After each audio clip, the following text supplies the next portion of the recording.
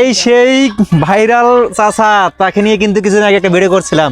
সেই কলা দেখতেছেন, কত বড় বড় কলা, কিন্তু আসলে এলাকা দেশি কলা, কিন্তু সার কীটনাশক ছাড়া গোবর দিয়ে শুধু শুধু খালি এই কলার গাছকে উৎপাদন করি, কিন্তু এত বড় বড় কিন্তু কলাগুলো রয়েছে। কিন্তু আসলে এখন সিজন না, এখন আনসিজন, বৃষ্টি নাই, বাদল নাই, তেমনই কিন্তু যে চাচা প্রতিনিধিও কিন্তু কাজ করতেছে।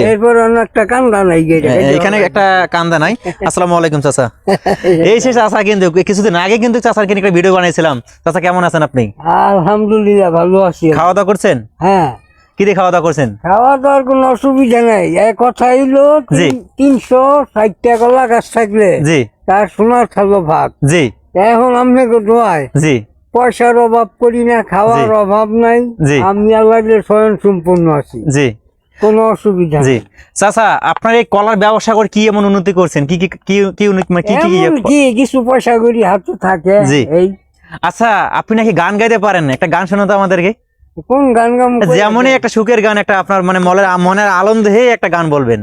মানে গান জি। তো পারি না, মানে সত্তর বলা না না, একটু বলেন, একটু বলেন, এদিকে আসেন, এদিকে আসেন। গান তো নাই বুঝছেন না। হ্যাঁ হ্যাঁ কি গান গাইতাম? হ্যাঁ, বলেন, একটা কিছু বলেন। কোদালটা আমাকে দেন, কোদালটা আমাকে দেন, বলেন, শুরু করেন, সামনে দেখেন।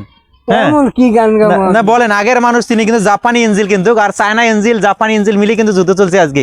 শুরু করেন।